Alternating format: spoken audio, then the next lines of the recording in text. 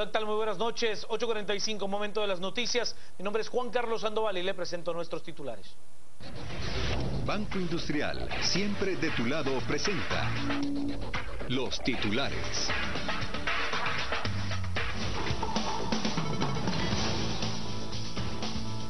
Departamento de Estado y del Tesoro de los Estados Unidos ayudarán a reformar la SAT en Guatemala. Municipalidad de Guatemala comienza a retirar propaganda electoral colocada en lugares prohibidos. Luego de haber permanecido 39 días retenidos por pobladores en San Marcos, 2 agentes fiscales del Ministerio Público son liberados. Pobladores del área de Los Pajoques en San Juan Zacatepeques queman una patrulla de la PNC y evitan que 2 líderes comunitarios sean capturados. En los Estados Unidos, el Estado finaliza con el espionaje telefónico llevado a cabo por la Agencia de Seguridad Nacional, NSA. Banco Industrial, siempre de tu lado, presentó los titulares. Comencemos con las noticias. El presidente Otto Pérez Molina anunció que tanto el Departamento de Estado como el Departamento de Tesoro de los Estados Unidos ayudarán a generar las reformas profundas que se necesitan en la SAT. El Departamento del Tesoro de los Estados Unidos ayudará a fortalecer a la Superintendencia de Administración Tributaria SAT. Una delegación de este ente norteamericano ayudará a cambiar el sistema de recaudación de impuestos en el país. Hay una visita el día jueves del Departamento del Tesoro que se estará reuniendo con el ministro de Finanzas. Van a tener una reunión para hacer un primer diagnóstico, diría yo, sobre dónde están los puntos en los cuales ellos podrían entrar a ayudar a fortalecer. Pero no solo estará en Guatemala el Departamento del Tesoro, también tendrá presencia el Departamento de Estado, que se encargará de realizar pruebas de detección de mentiras a funcionarios de la SAT. El embajador nos ha anunciado también que ellos tienen ahorita aquí 2 equipos que están trabajando y que van a ampliar su estancia por 2 semanas más, que van a permitir entonces también llevar a cabo estas pruebas a diferentes funcionarios que trabajan en la SAT.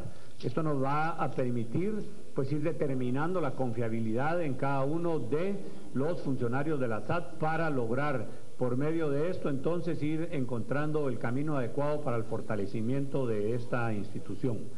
Las personas que se encuentran ahorita aquí, que van a empezar a hacer este esfuerzo, y por eso está aquí el ministro de Finanzas como presidente del directorio de la SAT, es personal del Departamento de Estado. Las pruebas poligráficas o de detección de mentiras podrían hacerse en otras instancias estatales.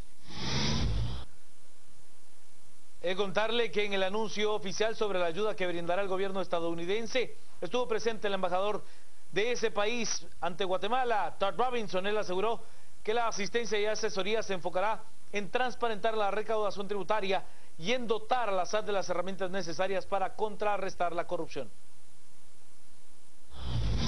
El rol de los Estados Unidos, el gobierno de los Estados Unidos, es trabajar con el gobierno de Guatemala. Y estamos aquí para ayudar, para crear las condiciones más transparentes y seguir en la lucha contra la corrupción. Yo creo que es esto que demanda la sociedad guatemalteca, y si podemos ayudar en esta lucha y mejorar las condiciones, vamos a hacerlo. Las noticias nacionales son presentadas por Azúcar de Guatemala. ¿Sabe usted? El presidente de la República, Otto Fernando Pérez Molina, pierde a su último hombre de confianza, el secretario general de la Presidencia, Gustavo Martínez. El secretario general de la Presidencia, Gustavo Martínez, presentó su renuncia este martes. El funcionario explicó que tomó la decisión para oxigenar al gobierno y al presidente de la República, Otto Pérez Molina. Se ha dicho varias cosas, por ejemplo, en uno de los diarios se dijo que tengo una propiedad de 72 manzanas, que adquirí esto, y eso es falso y es muy fácil de comprobar. Otro medio dice que he incrementado mi patrimonio cuando ignora decir que ahí están los créditos y las deudas bancarias, que un capital se compone de activos y pasivos, y ayer otro medio de comunicación indica que me había sido retirada mi visa. Entonces, en la coyuntura de lo que está viviendo el país, creo que es innecesario que este desgaste sea trasladado al Ejecutivo por alguna razón. Martínez además asegura que cuando llegó al cargo la Secretaría General de la Presidencia estaba en total desorden y que él la llegó a mejorar.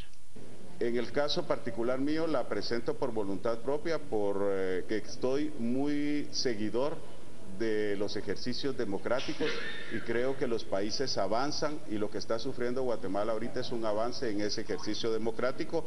Lo platicamos con el señor presidente y llegamos a la convicción que es lo que más conviene para el gobierno de él y para el país. En algún momento en gabinete hace 15 días se platicó la idea de que todos los funcionarios, frente a otra vez a la coyuntura mediática de lo que está pasando en el país, presentáramos nuestra renuncia, pero en el caso particular mío fue específico.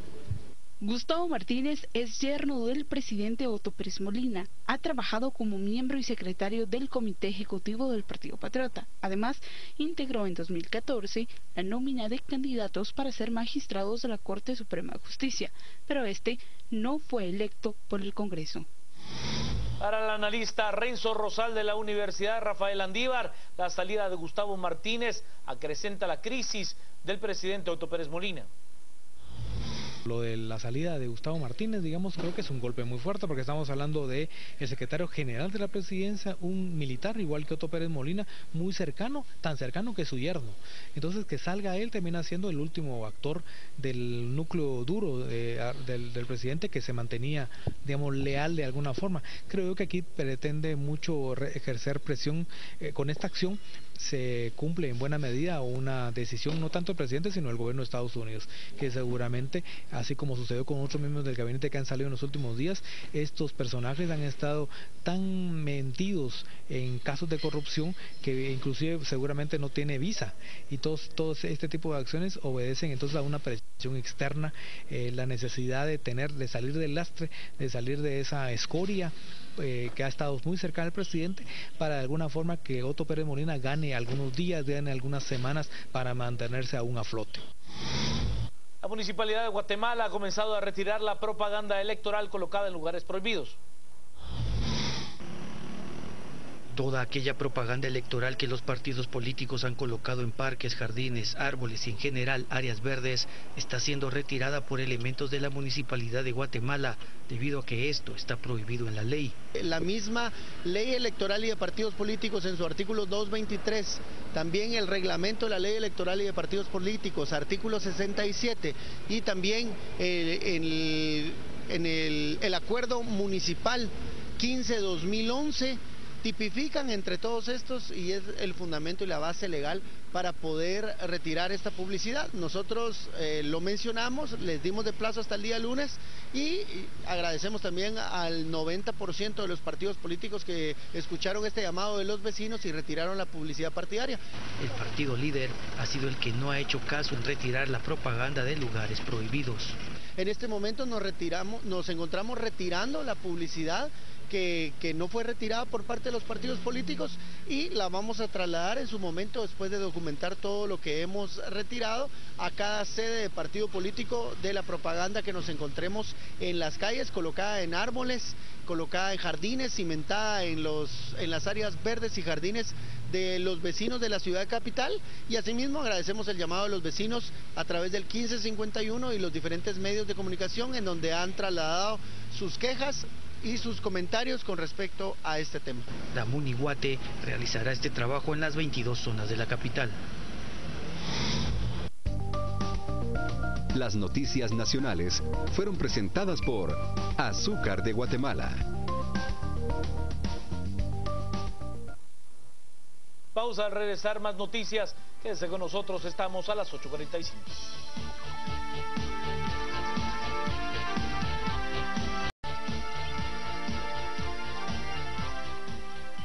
Vamos con las noticias. Luego de permanecer durante 39 días retenidos, un auxiliar y un fiscal son liberados en San Marcos. Luego de 39 días que los fiscales Juan Florencio Ambrosio y Alberto Maximiliano Domínguez fueran secuestrados por un grupo de personas el pasado 24 de abril, cuando regresaban del municipio de Ixchiguán y se dirigían a la cabecera departamental de San Marcos, la Fuerza de Tarea contra el Secuestro, conjuntamente con el Ministerio Público, logran la liberación de los dos fiscales en una zona montañosa del municipio de Tajumulco. Según información, no se accedió a la exigencia del grupo de personas que los tenían retenidos. Familiares con lágrimas en los ojos mostraron el agradecimiento a las autoridades por lograr la liberación de los dos fiscales. A todo ese pueblo, a la fiscalía también, a la señora fiscal, a todo el gobierno le agradecemos mucho, porque realmente estamos en un ir y venir que no hayamos ni qué hacer, porque realmente era muy dura la situación. Nos cambiaron la vida estos señores. Ellos deben de ponerse a pensar que no solo afectan a una persona, sino a toda una familia o a todo un pueblo. Realmente eso no debería seguir sucediendo en nuestro país, y le pido al señor presidente que hagan algo, porque realmente nosotros no merecemos haber pasado por esta situación. Para Canal Antigua en San Marcos, Jenner Barrios. Violencia en Los Pajoques, San Juan Zacatepeques. Los pobladores evitan la captura de dos líderes comunitarios, incluso llegan a quemar una autopatrulla de la PNC. Campesinos de la aldea Los Pajoques, San Juan Zacatepeques, impidieron que agentes de la Policía Nacional Civil realizaran dos órdenes de captura e incendiaron una autopatrulla. Las autoridades indicaron que los disturbios comenzaron cuando intentaron llevar a cabo las detenciones, entre otras del líder comunitario Lorenzo Raxón Boror. El operativo incomodó a los comunitarios, quienes en primera instancia se opusieron a la entrada de las autoridades. Hasta el momento no hay reporte de policías heridos. La turba estaba armada con palos y piedras, informaron algunos agentes que se hicieron presentes en el lugar. La aldea Los Pajoques, en San Juan Zacatepeques, ha sido el escenario de violentos conflictos en los últimos años. El último ocurrió el 19 de septiembre del año pasado. 8 personas murieron y otras 8 resultaron heridas. Una avioneta bimotor se desplomó, dejando 2 heridos de gravedad: el piloto Marco Tulio Morales y su copiloto Luis Garay. El hecho sucedió en la finca Nueva Linda, Retauleu. El aparato quedó totalmente destruido, dañado dañando una pared de una empresa cañera. Los nombres han sido dados a conocer por Aeronáutica Civil. Según un vecino, él vio cuando la avioneta venía volando en zigzag y después se oyó un fuerte estruendo, levantando una nube de polvo. Los 2 heridos fueron trasladados vía aérea a un centro hospitalario en la ciudad de Guatemala. Y la División de Delitos Informáticos de la Policía Nacional Civil investiga los ataques cibernéticos a las páginas de Canal Antigua, Diario Digital y Revista Contrapoder ocurridos la semana anterior. Se trata del primer caso de ciberataque que atiende esta unidad de reciente creación. El 28 y 29 de mayo se registraron ataques de DDoS contra el servidor que aloja los medios de Grupo A, pero estos no lograron botar los sitios. El fin es que este servidor colapse y que de esa manera pues no pueda soportar el tráfico normal, es decir, cuando un usuario intenta acceder a canalantigua.tv no puede visualizar la página, pero esto no sucedió. Según el equipo informático, existieron indicios de que el ataque frustrado y los otros 3 fallidos habrían sido solicitados desde nuestro país.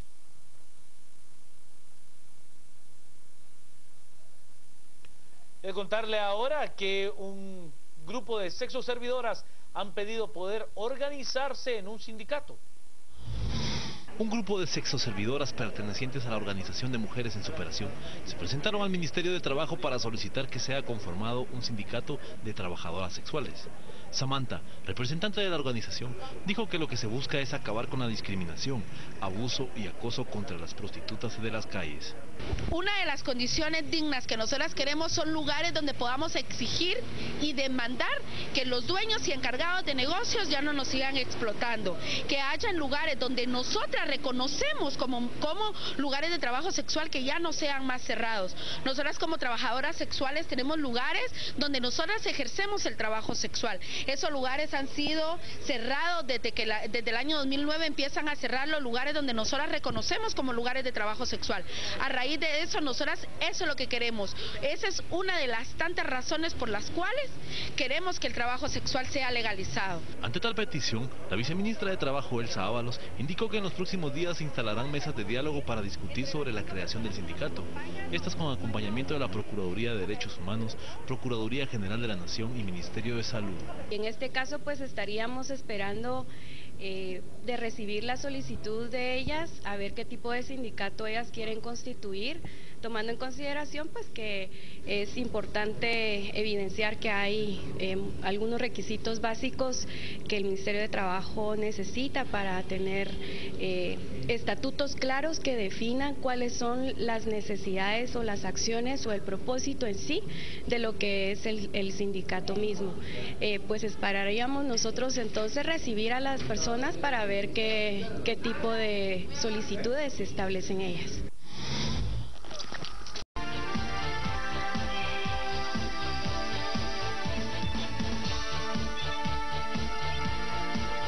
¿Qué tal, amigos? Buenas noches, un martes más, doña Silvia Jereda y un servidor y algunos temas de su interés. Como ustedes saben, y si no se lo contamos, hace unos días el Tribunal Supremo Electoral envió al Congreso de la República unos puntos, unas modificaciones a la ley electoral y de partidos políticos para que aquella se modificara en esos aspectos que el tribunal consideraba más urgentes o adecuados, en orden a satisfacer estas demandas sociales de que hay que cambiar las normas y sobre todo las normas electorales. Vamos a hablar de ese punto, cómo están, qué ha sido, qué aspectos, por qué estos y nosotros y cómo está la situación y qué podemos esperar en los próximos días. Nos acompaña una magistrada del Tribunal Supremo Electoral, la magistrada Anaelí López Oliva. Magistrada, buenas noches, muchas gracias. Y también don Luis Fernando Mac, que es amigo de la casa, personal, profesor investigador de Flaxo. Buenas noches. Y doña Silvia, como le decía, Silvia, para ti la primera. Muy buenas noches, gracias por estar con nosotros. Señora magistrada, yo quisiera empezar con usted. Cuéntenos un poquito acerca de esta propuesta a las reformas a la ley electoral. Muchísimas personas se preguntan, aún estando en pleno periodo electoral, ¿pueden entrar en vigencia o qué utilidad tendrían estos momentos estas reformas y cuáles son las que se están solicitando? Bueno, buenas noches, gracias por la oportunidad. Creo que es realmente importante informar a la población de cuál es la situación real y la situación legal de la propuesta, porque si bien es cierto la intención es modificar la ley, reformar en todo lo que sea necesario, también es cierto que en este momento no todas las reformas que se puedan hacer, o de hecho legalmente ninguna reforma podría entrar para este periodo, salvo criterio diferente, pero todas nos dicen que van a entrar en vigencia para la próxima elección. ¿Por qué? Primero porque ya está hecha la convocatoria y las reglas del juego fueron puestas en ese momento. Y segundo, porque la ley en Guatemala, y creo que en el mundo entero, no tiene efecto retroactivo. Entonces no podríamos cambiar o alterar los derechos adquiridos de las personas que ya están involucradas en el proceso. Esto, por supuesto, no está escrito en piedra y algo habrá que hacer para responder a las demandas sociales, pero la situación jurídica es esa. Ahora, ¿qué puntos propusimos? Se propusieron varios, pero entre los más preocupantes y los que además preocupan a la población, tenemos el tema del financiamiento público y la falta de democracia en los partidos. Vamos a tocar primero el tema del financiamiento público. ¿Por qué nos importa tanto? Porque los partidos políticos tienen un tratamiento diferente de los comités cívicos y ese es un problema bien serio que discrimina y que hace la competencia poco equitativa. Pero además el financiamiento público se entrega al secretario general del partido y es el comité ejecutivo del partido el que decide la forma de distribución. Esa discrecionalidad tiene que terminar y fijarle cuánto debe dar a los diputados, cuánto debe dar a los diputados al Parlacén y cuánto debe dar a las comunas, ¿verdad? De tal manera, el fijar eso nos hace de alguna manera sentirnos un poquito más seguros y que realmente el propósito de fomentar la democracia, que es lo que se propone el financiamiento público se cumpla. Vamos a ir a este punto, porque hay 4, vamos a centrarnos en el financiamiento público. También se habla de establecer distintos baremajes de financiamiento según sean elecciones presidenciales, autonómicas. También se habla de medios de comunicación, todos los medios de comunicación, cómo cobrarían esa pauta, etcétera. Sobre esos aspectos o sobre otros, Luis, que tú creas que han quedado fuera, financiación público-privada, ahonda un poquito. Bueno, de hecho, en el tema del financiamiento es uno de los más importantes que hay que reformar, porque ya se sabe que el tema del dinero es uno de los más importantes en el mundo, que genera, diríamos, muchos elementos de deslealtad y además introduce muchos elementos negativos. Sin embargo, hay un menú realmente muy grande de posibilidades, por ejemplo, que la pauta se contrate directamente desde el tribunal, que haya, diríamos, diferentes techos, diríamos, para diferentes campañas. Hay diferentes, diríamos, formas en las que se ha tratado de atacar el tema del financiamiento a nivel mundial. Lo que habría que ver es cuál es el más adecuado para Guatemala. Tampoco hay un acuerdo sobre cuál es la opción. En CONARRED, por ejemplo, nosotros trabajamos y habían 3 posibilidades o 3 opciones, pero hay más realmente. ¿Ustedes están de acuerdo, perdón por este matiz, en que sea público-privado? Siempre que haya transparencia. Yo creo que lo importante podría ser la transparencia, la clave del financiamiento. Así es. Yo hacia eso iba, magistrada, a preguntar, ¿ustedes qué es lo que sugieren que es la manera más transparente para controlar toda esta publicidad desbordada que existe dentro de los partidos políticos y que estamos viendo hoy día? No solo la publicidad desbordada, creo que hay temas más importantes. Con el desencanto que hay en la ciudadanía respecto a los políticos, pensar que parte de mis impuestos va a financiar ideas que no son mías y que posiblemente no comparto, duele un poco más. Sin embargo, sí se cree que una idea de solo financiamiento público podría permitir más porque se cuantifica, porque se sabe cuánto se le dio, porque hay un número del cual partimos. Es decir, sabemos que tiene derecho a $2 por cada voto que obtuvo en el evento. Punto. Y ese es el financiamiento, es el dinero que va a manejar. Y al día de hoy, por ejemplo, ustedes han controlado ese financiamiento que le da el Estado a los partidos políticos, esos $2, ¿a dónde están siendo destinados o qué uso hacen los secretarios generales de ese dinero que es, al final de cuentas, nuestros impuestos? Correcto. Hemos visto, y con gran decepción, una publicación hace poco de cómo se integraba la cuenta de una cuenta bancaria con la que se pagó una casa y decía cuenta del Partido Patriota, ¿verdad? Eso sería realmente terrible. Pero bueno, eso no es importante en este momento, sino que no hay inversión en educación cívica, que deben hacerla, y que para eso está el financiamiento, que son las actividades permanentes, porque estas ya son actividades de campaña, pero educación cívica, formación cívica no hay, proyección social no hay. Entonces, al ver que ese dinero no se invierte como se quiere, es la razón principal por la cual se necesita distribuirlo mejor y poder tener un control mejor. Pero lo más triste es que en el financiamiento privado, tener control es, en este momento histórico, humanamente imposible. Luis, hemos visto una serie de modificaciones, pero hay otras que no están incluidas. Voy a decir 2 o 3, por ejemplo, que los comités cívicos puedan postular diputados y presidentes, ¿por qué no? Al final lo que hacemos es darle un barniz de mejor color a lo que hay y atacar algunas cosas de fondo, es cierto, pero no todas. Se habla de darle una validez al voto nulo, pero no sé muy bien si se refiere al voto anulado, al voto blanco, eso vamos a entrar específicamente, ¿verdad? ¿Qué cosas crees tú que faltan? Porque si ya no se va a hacer para estas elecciones, ¿por qué correr? ¿Qué incluirías tú más? ¿O bueno, qué se te ocurre que se podría? Cada vez que yo hablo con diferentes sectores aparecen nuevas, digamos, menú de opciones. Y algunas de esas hay que analizarlas con mucho cuidado. Por ejemplo, eso de los comités cívicos, a pesar de que goza de muy buena salud, yo lo dudaría, porque eso es fragilizar aún más el sistema de partidos políticos y necesitamos partidos más fuertes, porque por ahí empieza un poco el fraude de la democracia, porque el voto es básicamente una rendición de cuentas del ciudadano. Si los partidos no están fuertes y no logran, diríamos, sobrevivir en el tiempo, que es lo que pasa en Guatemala, ¿a quién se lo cobra el ciudadano? Y además con el transfugismo que se desdibujan los partidos políticos, realmente ese es un gran fraude, porque no hay a quién cobrarle, diríamos, la factura. Los comités cívicos lo que hacen es fragilizar aún más a los partidos políticos. Obviamente puede ser que ataquen en este momento al sistema actual, pero en una cuestión permanente puede ser, diríamos, contraproducente. Ese es el problema de las reformas electorales, que pueden en el tiempo, diríamos, atacar problemas específicos, pero a la larga pueden generar mecanismos contraproducentes. Yo quisiera hablar también del diálogo que se está llevando actualmente a cabo sobre las reformas a la ley electoral y de partidos políticos. El día de hoy María del Carmen Aceña, la exministra de Educación, hizo un planteamiento que se dieran unos cambios adentro de la ley orgánica del Congreso para quitarle ese poder extremo que está teniendo. ¿Será posible realmente entrar adentro de estos cambios a la ley electoral a modificar la ley orgánica del Congreso?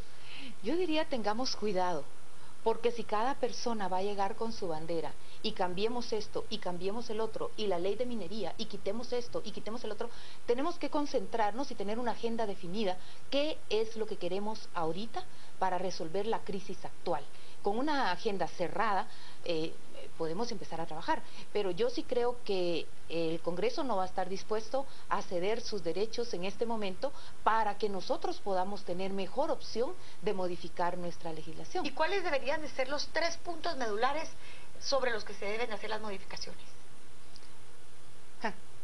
Yo pensaría, si lo vemos, ley electoral, ley de compras y contrataciones, que era la otra que se supone que está generando demasiada conflictividad, y la ley de la Contraloría General de Cuentas. Ya con eso tenemos que hay un control mayor sobre el presupuesto general de la nación y sobre todos los eventos de donde se puede controlar el dinero, ¿verdad? Que es donde se supone que está la corrupción. Y como lo que buscamos es erradicar ese problema, pues sería concentrarnos en esas, y tal vez 1 o 2 más, pero la del Congreso seguro que no la van a modificar ellos. Una pregunta aquí de un televidente que enlaza quizás con la mía del voto en blanco, del voto nulo, o de otra forma de votar, digamos así. Dice textualmente: ¿por qué no proponen cambios a la forma de elección y quieren seguir con las listas cerradas? Este es un ejemplo. Si se quiere votar cerrado, se quiere votar abierto. Cuando el ciudadano no quiere votar a nadie, ¿qué hace? Al final, yo sé que esto es un, ¿cómo se diría? Es una situación límite, pero en las situaciones límites se puede descubrir si el postulado es claro.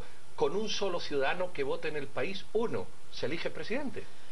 Bueno, de hecho yo creo que... ¿No? No sé. Sería la mitad más uno de la participación.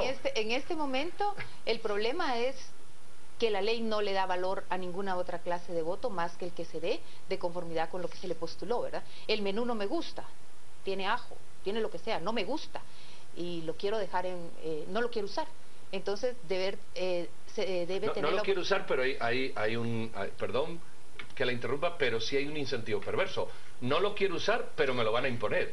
Es decir, yo no quiero usar y sacar el menú. Esa es la decisión que yo creo que falta.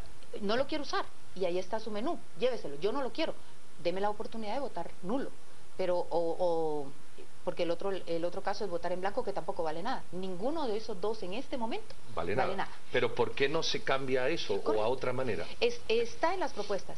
Darle un peso al voto nulo. Todavía tendrá que regularse cómo, ¿verdad? Yo también tengo una consulta. Si al día de hoy se comprueba que alguno de los partidos se pasó el techo, su límite en inversión de financiamiento de campaña, ¿puede todavía ser sancionado y suspendido el partido aunque esté inscrito? Suspendido ya no, porque la ley prohíbe que se suspendan en un periodo electoral. Ahora, si se prueba que se pasó el límite, el techo, pues entonces sí hay, en el artículo 21, inciso G, dice que la consecuencia es la cancelación del partido.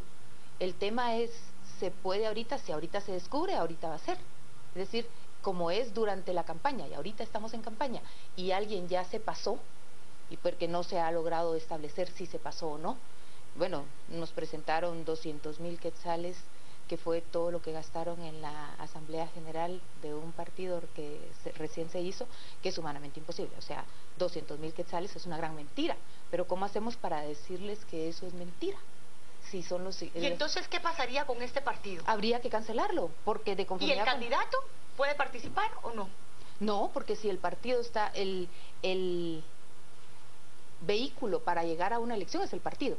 Si usted no está dentro de ese vehículo, o si ese vehículo no está para llevarlo, Usted tiene que buscar otro partido. Tenemos muy fuertes posibilidades que al día de hoy varios de los partidos que evidentemente ya han sobrepasado este techo, si se llega a comprobar, puedan ser suspendidos. Pues o es una opción y lo manda el artículo 21, inciso G, dice bien claro que si se rebasa el techo de campaña, entonces el partido, la consecuencia es... Luis Fernando, quítate el sombrero de politólogo, ciudadano normal y corriente.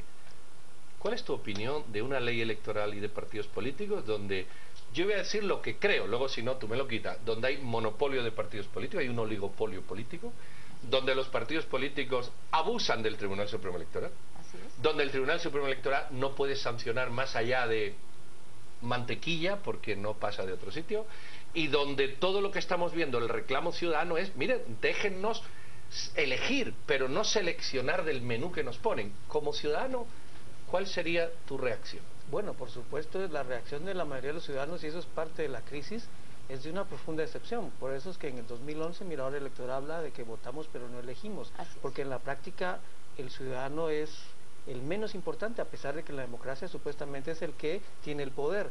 Por estas reglas del sistema, el ciudadano no tiene ninguna opción realmente viable. Parte, diríamos, ese es uno de los elementos fundamentales de la ley electoral, revolverle al ciudadano la posibilidad realmente de que su voto cuente y que tenga la posibilidad de elegir. Por ejemplo, como tú decías, para los diputados es indispensable cambiarle la mecánica. Los diputados son tan irresponsables porque no tienen control ciudadano. El voto ciudadano, diríamos, se tira porque se le da control absoluto al partido. Si se pudiera votar, por ejemplo, con listas abiertas o con voto uninominal o cualquier otra opción en donde el partido, el diputado... O las dos, abiertas y cerradas, cada uno elige, ¿verdad? Que esté, diríamos, de cara al ciudadano y si no hace un buen trabajo, el ciudadano no lo elige. Lo castiga. Sería muy diferente el Congreso. ¿Y se podría hacer en estas reformas que se están planteando? Sí. Se podría incluir, lo que pasa es que no tendría validez en para el otro. Bueno, entonces, pónganoslo usted, que es una dama en blanco y negro. En estas elecciones, ¿qué queda? Ajo y agua. Ajo y tal vez agua. No. Es decir, porque vemos esa indignación que de alguna manera todos los ciudadanos, y Luis Fernando muy bien ha dicho, estamos, una buena voluntad del Tribunal Supremo Electoral, que nadie ha cuestionado, un buen trabajo, una buena intención, como usted quiera.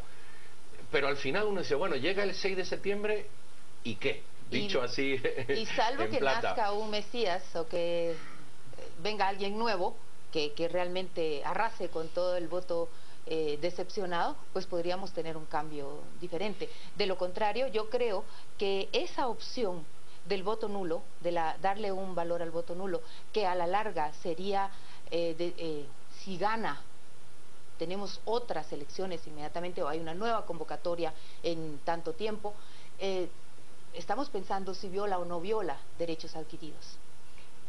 Pero los partidos políticos que son tan democráticos se podrían avenir a eso, ¿no? Claro, no. Voluntariamente, si la ciudadanía se lo exigiera, ¿no? Digamos que eso es pura democracia. Y con el agravante que no podríamos modificar todavía la no reelección. Entonces, los chiquitos entrarían. ¿Qué quiere decir los chiquitos? Los alcaldes que se van a reelegir, ellos entrarían porque van en primera vuelta. Okay. Yo también, aquí en las redes sociales nos preguntan si se puede postergar la elección, si se puede reprogramar. Se ha escuchado muchísimo esto en redes sociales, en medios de comunicación, que piden que se posterguen las elecciones. ¿Es esto posible, magistrada? Yo le paso al politicólogo esto, pero si se quiere oír, es un gran riesgo. Es igual como estamos ahorita, ¿qué es mejor, que se vaya o que se quede el presidente? ¿Qué es mejor, postergar la elección o ¿qué es mejor? Irnos? Es que postergarlo 3 meses no van a ser un nuevo líder. Yo estoy de acuerdo con eso. Yo creo que hay que tener mucho cuidado con algunas posturas que para atacar problemas coyunturales puedan ser contraproducentes y puedan ser peor. El remedio puede ser mucho peor que la enfermedad. Y esas medidas puede ser que solucionen obviamente el descontento popular, pero tampoco generarían ninguna solución. Más bien nos dejaría, diríamos, en un periodo de mucha inestabilidad y de vacío de poder. Y eso puede ser muchísimo peor a lo que vivimos ahora. No tenemos muchas opciones. O sea que no es una solución a corto plazo. Yo no la vería como saludable. Aún así, cualquier reforma que ustedes propongan, bueno, la que ya han propuesto o la que los ciudadanos o organismos civiles propongan, la tiene que aprobar el Congreso. Que son los mismos partidos que se van a reelegir. Correcto, ese es el problema 1. Y después esto pasa a la Corte de Constitucionalidad por ser una norma de rango constitucional. Veámoslo objetivamente y seamos realistas. No va a salir antes del 6 de septiembre, porque... Sí, es imposible, pero se me ocurre una pregunta. Y ahí la pueden contestar a medias porque ya tenemos a Juan Carlos nervioso con los Twitter, que por cierto han sido... un montón, ya lo pueden ver. Y todos muy amables y muy afables y muy cuestionadores. ¿Sí se puede incluir en el referéndum que vamos a hacer electivo unas condiciones en las que los ciudadanos digan: ¿usted quiere que se reforme la ley electoral? Y el ciudadano diga sí o no. ¿Usted quiere que se reforme, pongamos un ejemplo, la ley de Contraloría, sí o no? ¿Usted quiere, y eso ser obligatorio, un mandato obligatorio para el siguiente gobierno? ¿Podría ser esa una solución, no sé, de compromiso ante la dificultad de hacerlo antes? ¿Qué les parece? Ya se hizo la convocatoria y la convocatoria dice que se va a hacer. Y dice que se va a elegir presidente y vicepresidente, diputados... O sea, Belice tampoco va. Belice tampoco va, por lo menos no hasta ahorita. Yo me sorprendí cuando dijeron, miren, va a ir Belice, pero no. En teoría la convocatoria ya está, no en teoría, en realidad la convocatoria ya está hecha y las reglas del juego están puestas y qué se va a cuestionar está definido. Entonces sería un acuerdo, un gran acuerdo entre la población y las autoridades para poder definir eso y cambiar, porque sería también modificar la convocatoria. No te quedes callado. Dilo. ¿Qué opinas tú? Buscando esas soluciones que se están buscando para ni correr ni hacer lo imposible, como usted muy bien marcaba. Lo que pasa es que sí creo que tenemos que hacer algo, obviamente, como tú dices, y encontrar una solución, porque este momento lo demanda, y como algunos piensan también, si no se aprovecha la oportunidad y no se hace algo, corremos el riesgo, que no se haga nunca, primero y segundo, la indignación crezca, y entonces que nos trascienda, diríamos, los marcos que estamos hablando aquí. O sea, de todas maneras, hay un riesgo si no se hace nada o si se hacen cosas muy cortas o muy de poco alcance. Muy bien, magistrada López Oliva y profesor Mac, muchísimas gracias. Les quiero decir que ha habido muchos Twitter, que nunca una conversación jurídico-política había sido tan afable, siempre suele ser más crispada, y que creo que los Twitter muestran la preocupación y comentan lo que usted ha dicho. Y sobre todo el respaldo que tiene el TSE, porque creo que es una columna vertebral para estas elecciones, así que por favor sigan adelante. Muchísimas gracias, y pasamos la palabra a nuestro compañero Juan Carlos Sandoval, que va a hacer unas pinceladas de esos Twitter. Doctor, gracias. Nos vamos a las redes, tenemos muchos mensajes, como ya lo decía Pedro. Luis Enrique, si cancelan a los partidos que pasaron el techo, depuramos a los políticos y enderezamos el rumbo. Julia, el TSE debe de autorizar la cantidad de spots de cada partido político en radio y televisión para llevar un mejor control. Victoria, le deberían de quitar un voto por cada dólar del cual se pasó, es la propuesta de Victoria. Miguel Castillo, listados abiertos y reconfiguración de los distritos electorales es mucho más importante que el financiamiento, es lo que nos plantea Miguel. Aurora, Congreso no va a aprobar lo que no le conviene, los diputados sirven solo para enriquecerse con nuestro dinero. Y nos dice también César Ruiz Morales, ¿por qué el Estado debe de tutelar a partidos políticos? Cada político que se administre como quiera. Julio Merida, no hay excusa que valga para no implementar las reformas para estas elecciones, es lo que nos dice Julio. Muchísimos mensajes esta noche con el tema de las reformas a la ley electoral y de partidos políticos. Quédese con nosotros al regresar.